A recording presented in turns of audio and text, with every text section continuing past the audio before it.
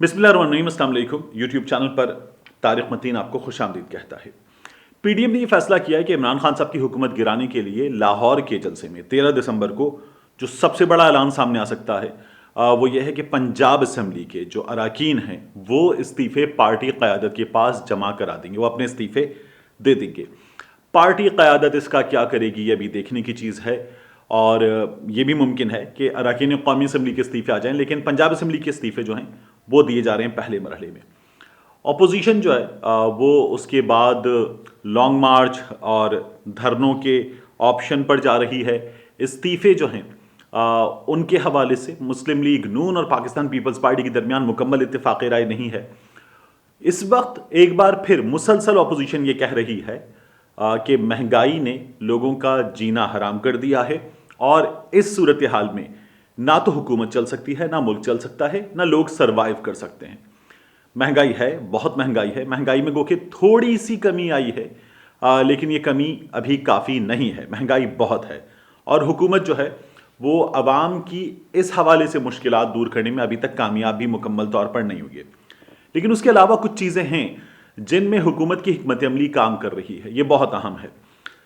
اس وقت ہمیں اعداد و شمار بھی اس بات کے ثبوت دے رہے ہیں کہ حکومت کی حکمت عملی کچھ حوالوں سے کام کر رہی ہے۔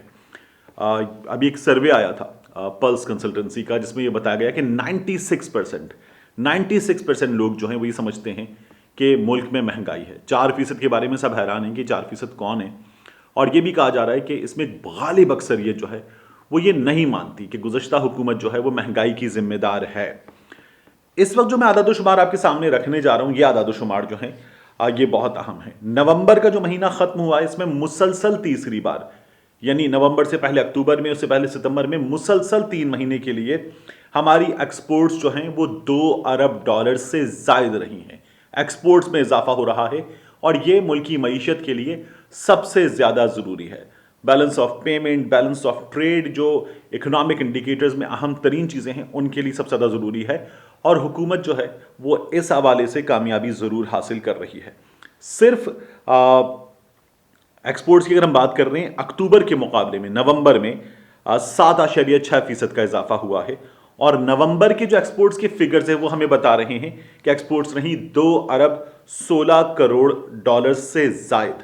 اس میں 2 سیکٹرز بہت نمایاں ہیں، ایک ٹیکسٹائل کا سیکٹر، ایک سیمنٹ کا سیکٹر۔ ٹیکسٹائل کے حوالے سے میں بار بار آپ کو بتاتا رہا ہوں، یہ انٹرنیشنل میڈیا اور بڑے ادارے رپورٹ کر رہے ہیں کہ پاکستان کے اگلے 6 مہینے کے جو ایکسپورٹس کے آرڈرز ہیں وہ لینے کی گنجائش ختم ہو چکی ہے۔ ہماری فیکٹریز کے پاس اتنا کام ہے، 24/7 ہمارے ٹیکسٹائل کے یونٹس کام کر رہے ہیں، اور پھر بھی مزید یونٹس لگانے پڑ رہے ہیں کیونکہ اتنا کام موجود ہے، اور اس وقت مسلسل ٹیکسٹائل سیکٹر کی جو گروتھ ہے وہ بڑھ رہی ہے۔ سیمنٹ سیکٹر میں یہ جو اسٹیٹ بینک نے گھر بنانے کے حوالے سے آسان ترین قرضے فراہم کرنے کا سٹیپ اٹھایا ہے، اس کی وجہ سے جو گھر بنانے کے سلسلے میں حکومت کی کوششیں ہیں ان کی وجہ سے سیمنٹ سیکٹر کی فروخت میں مسلسل اضافہ ہو رہا ہے، سیمنٹ کے ایکسپورٹ میں اضافہ ہو رہا ہے، اور یہ 2 سیکٹرز جو ہیں انہوں نے ڈبل فگر میں اچیو کیا ہے۔ اس وجہ سے ہماری جو ایکسپورٹس ہیں وہ بڑھ رہی ہیں۔ اس کے ساتھ ساتھ اگر میں آپ کے سامنے کچھ نمبرز رکھوں، اور یہ نمبر جو ہیں یہ مستند نمبرز ہیں، فارماسیوٹیکل سیکٹر 20% کی گروتھ ہے، چاول میں 20% کی گروتھ ہے ہماری زراعت کے حوالے سے، سرجیکل ایکوپمنٹ، آلات جراحی، اس میں 11% کی گروتھ ہے، ٹیکسٹائل کے مختلف شعبے جن میں گھریلو استعمال کی جو بیڈ شیٹ اور دیگر چیزیں ہیں، کشنز وغیرہ ہیں، اور مختلف چیزیں ہیں، ان میں جو ہے گروتھ ہے۔ اس کے علاوہ جو تیار ملبوسات ہیں ان میں، اور جو کپڑا ہے ان میں، ہر سیکٹر میں ٹیکسٹائل کی گروتھ ہے۔ جولائی 2019 میں یہ فگر جو تھا یہ تھا $9 ارب 53 کروڑ، اب یہ $9 ارب 73 کروڑ تک جا پہنچا ہے۔ یہ اضافہ ہے، اور یہ اضافہ کب ہے؟ جب ہم گزشتہ سال کے عرصے کی بات کر رہے ہیں تو یہ نارمل سچویشن تھی، لیکن اس برس یہ پوسٹ کووڈ سچویشن ہے، کورونا وائرس کے بعد کی سچویشن ہے۔ اس سچویشن میں یہ اضافہ ہو رہا ہے۔ حکومت نے کچھ سٹیپس اٹھائے، ایک تو جو ریفنڈ کے معاملات تھے اس سیکٹر کے، وہ پیسے واپس کیے گئے ہیں، اور ساتھ ہی بجلی کی فراہمی کے حوالے سے حکومت نے جو ایکسپورٹ سیکٹر ہے اس کو سہولتیں فراہم کی ہیں، اس لیے مسلسل یہ اضافہ ہو رہا ہے. صرف ٹیکسٹائل کے سیکٹر میں اب تک تقریباً 3 لاکھ مزدوروں کو روزگار ملا ہے. یہ فیصل آباد ڈویژن کی بات ہو رہی ہے جہاں اپوزیشن نے ایک بڑا ورکرز کنونشن کر کے لاہور جلسے میں سب کو آنے کے لیے موٹیویٹ کیا ہے. یہ تو ہوئے ایکسپورٹس کے نمبرز. تھوڑے سے نمبر جو ہیں وہ ہمارے درآمدات کے بھی بڑھے ہیں کیونکہ جب مٹیریل آیا ہے تو اس وجہ سے درآمدات کے نمبرز بھی کچھ بڑھے ہیں. دوسری جانب یہ اب حکومتی اعداد و شمار کو چھوڑ کر میڈیا کے اعداد و شمار کو چھوڑ کر جس کے بارے میں یہ کہا جاتا ہے کہ میڈیا جو ہے وہ پرو عمران خان اسٹانس سیل کرتا ہے اور یہ آسانی سے سیل ہوتا ہے. اب میں سامنے رکھنے جا رہا ہوں آپ کی عارف حبیب لمیٹڈ کی رپورٹ. یہ ایک بڑا مالیاتی ادارہ ہے, مالیاتی ریسرچ کا ادارہ. ان کا یہ کہنا ہے کہ 2021 کی جو فگرز ہیں ایکسپیکٹڈ فگرز وہ بڑی روبسٹ گروتھ شو کر رہی ہیں. 2021 میں آنے والے سال میں جو اب چند دنوں کا مہمان ہے, پاکستان کی معیشت باؤنس بیک کے لیے تیار ہے. ہماری معیشت میں بڑی زبردست گروتھ ایکسپیکٹڈ ہے. معاشی سرگرمیوں میں اضافے کے باعث ہماری جو اسٹاک ایکسچینج ہے 2021 میں یہ 52,000 پوائنٹس تک جا سکتی ہے. یہ عارف حبیب سیکیورٹیز کی جو رپورٹ ہے وہ بتا رہی ہے. اس رپورٹ میں لکھا ہوا ہے, میں آپ کو اس رپورٹ کے ایکسٹریکٹس بتا دوں.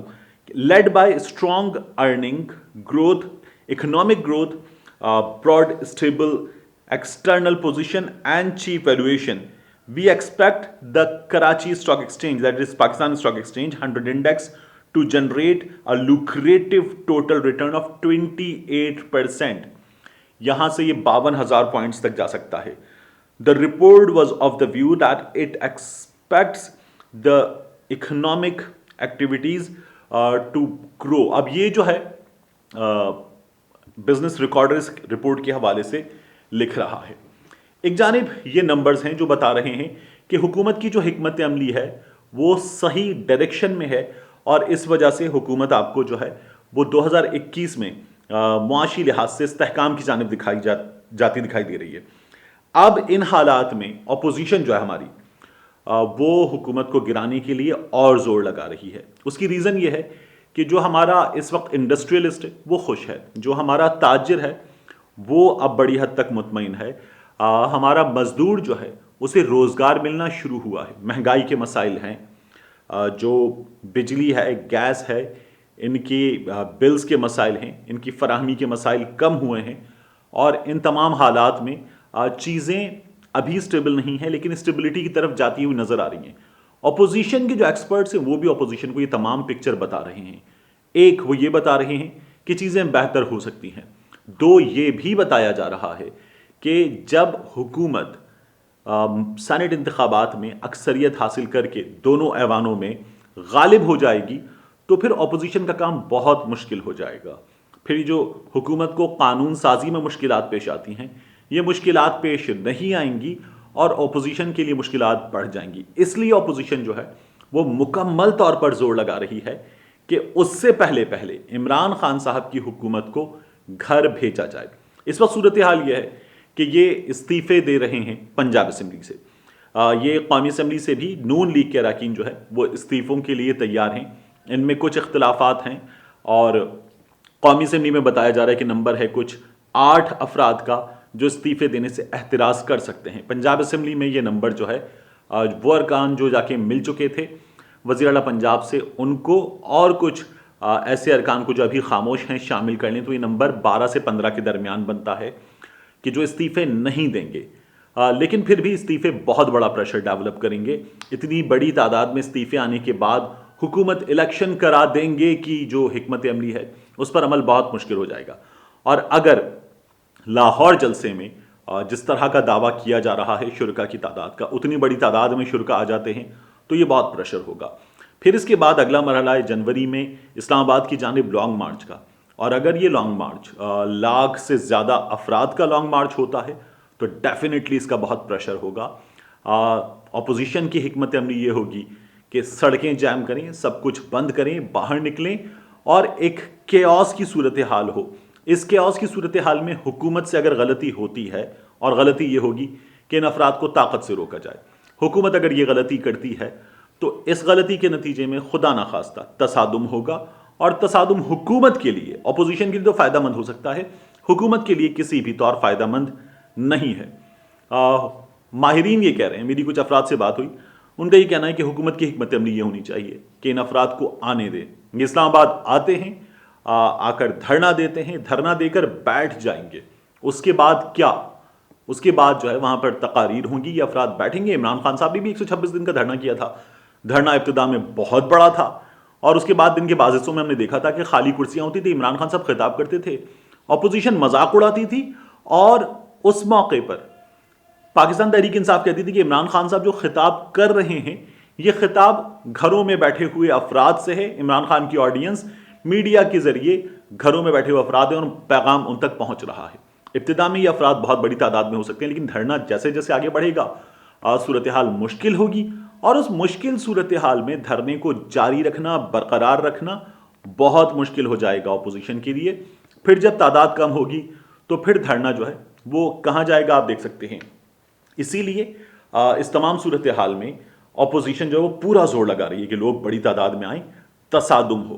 آپ سردار ایاز صادق صاحب کے خطاب کو دیکھیں تو سردار ایاز صادق صاحب نے جو کل خطاب کیا ہے، اس خطاب میں عمران خان صاحب کے بارے میں سردار ایاز صادق نے کہا ہے کہ عمران خان یہودی ایجنٹ ہے، اس یہودی ایجنٹ کو ہمیں نکالنا ہوگا۔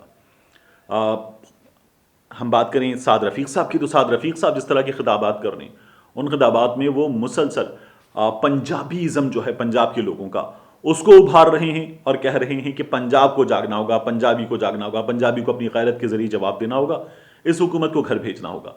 یہ وہ حکمت عملی ہے جس کے ذریعے انہیں یہ نظر آ رہا ہے کہ کسی بھی طرح سے لوگوں کو باہر نکالیں، مذہب کارڈ استعمال کریں، اس میں پنجاب کارڈ استعمال کریں، پیپلز پارٹی سندھ کارڈ استعمال کریں، لیکن ہم جو ہے وہ اس حکومت کو گھر بھیجیں، کیونکہ یہ حکومت جو ہے وہ اپنی اس اکنامک اسٹیبلٹی کی جو اسٹریٹجی ہے، اس اسٹریٹجی پر تھوڑا آگے اور چل گئی تو ان کے لیے کام بہت مشکل ہو جائے گا۔ اسی لیے انہوں نے پورا زور لگا رکھا ہے۔ حکومت کو چاہیے ان سے تصادم کی بجائے، ان سے الجھنے کی بجائے، انہیں سڑک پہ آنا ہے، آنے دیں، اپنی پرفارمنس پر توجہ دیں، یہ جو ایکسپورٹس بڑھی ہیں اس پر توجہ دیں، جو مہنگائی میں برائے نام کمی ہوئی ہے، اس برائے نام کمی کو حقیقی کمی میں تبدیل کریں، تو حکومت کے لیے لوگ بھی باہر آئیں گے، صرف اپوزیشن کے لیے باہر نہیں آئیں گے۔ لیکن اگر حکومت اس میں کامیاب نہیں ہوتی تو پھر سچویشن بہت خطرناک ہے، پھر پریشر حکومت پر بہت زیادہ بڑھ جائے گا۔ ملتے ہیں آپ سے اگلے ویڈیو۔